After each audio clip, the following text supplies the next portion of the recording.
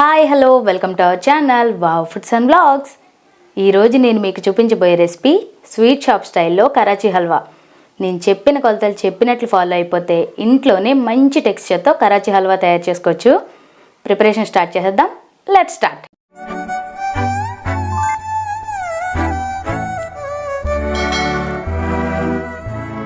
First ఒక బౌల్లో 1 cup cornflour వేస్తున్నానండి. మీ ఇష్టం, మీరు గ్లాస్ కొలత అయినా తీసుకోవచ్చు, గ్రాముల కొలత అయినా తీసుకోవచ్చు. గ్రాముల కొలతలో అయితే 1/2 kg.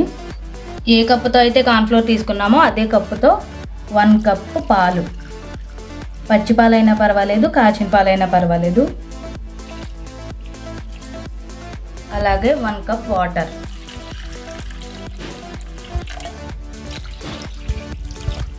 ఇప్పుడు దీన్ని ఉండలు లేకుండా కలుపుకోవాలి. కలిసిపోయింది కదా, ఇప్పుడు దీన్ని తీసి పక్కన పెట్టుకుని పంచదార పాకం రెడీ చేసుకుందాం. ఇప్పుడు స్టవ్ మీద అడుగు మందమైన బాండిని పెట్టుకోవాలి. దానిలో 1/2 kg పంచదార వేస్తున్నాను. మన కప్పు కొలత అయితే ఇందాక మనం కార్న్ఫ్లోర్ తీసుకున్న కప్పుతో 2 కప్పులు పంచదార, 1 కప్పు వాటర్ యాడ్ చేస్తున్నాను.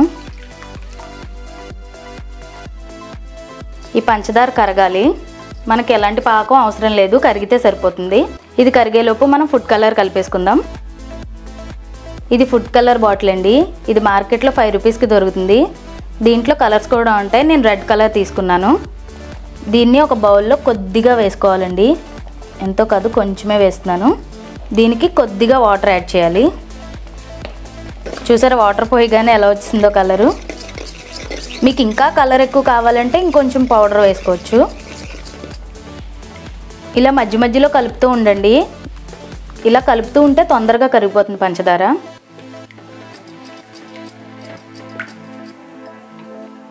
పంచదార ఇలా మరుగు పట్టింది కదండి. ఇప్పుడు కార్న్ఫ్లోర్ మిక్స్చర్ వేసేసుకుందాం. వేసుకునే ముందు ఒకసారి ఇలా కలుపుకొని వేసుకోండి, లేకపోతే అడుగును పట్టేస్తుంది. ఇప్పుడు దీన్ని యాడ్ చేసేస్తున్నాను. ఇప్పుడు స్టవ్ని సిమ్లోనే ఉంచి బాగా కలుపుతూ ఉండాలి, లేకపోతే ఉండకట్టేస్తుంది.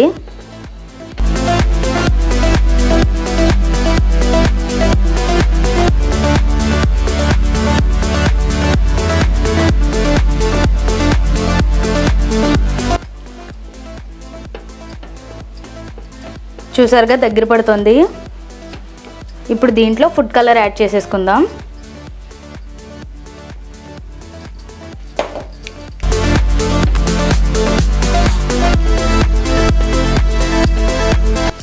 బాగా దగ్గర పడిపోయింది కదండి. ఇప్పుడు దీంట్లో నెయ్యి కూడా వేసేసుకుందాం.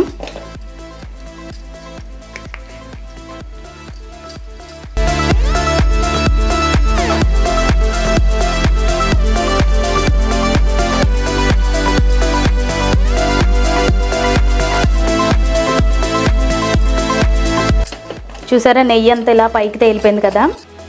ఇప్పుడు ఇది చిక్కబడిపోయింది కదా. దీంట్లో జీడిపప్పు వేసుకుని మౌల్లోకి తీసేసుకుందాం. ఇక్కడే జీడిపప్పు వేసుకోవాలండి, మనకి పైన వేసుకోవడానికి ఉండదు. ఇది సాఫ్ట్గా ఉంటుంది కదా, జారిపోతూ ఉంటుంది.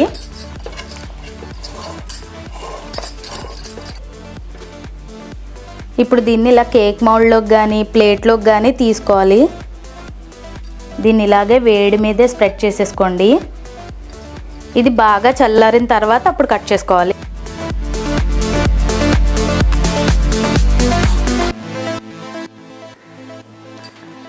ఇది బాగా చల్లారిపోయింది. ఇప్పుడు దీన్ని పీసెస్గా కట్ చేసుకుందాం. ఈ మౌల్ని ఇలాగా దేని మీదకైనా టర్న్ చేసుకోండి. చూసారా మనం నెయ్యి రాసాం కాబట్టి ఎక్కడ అతుక్కోకుండా చాలా క్లీన్గా వచ్చింది. దీన్ని మీకు నచ్చిన షేప్లో కట్ చేసుకోండి. బాగా చల్లారిన తర్వాతే కట్ చేసుకోండి, లేకపోతే ఇలా చాకు అంటుకుపోతూ ఉంటుంది, షేప్ సరిగ్గా రాదు.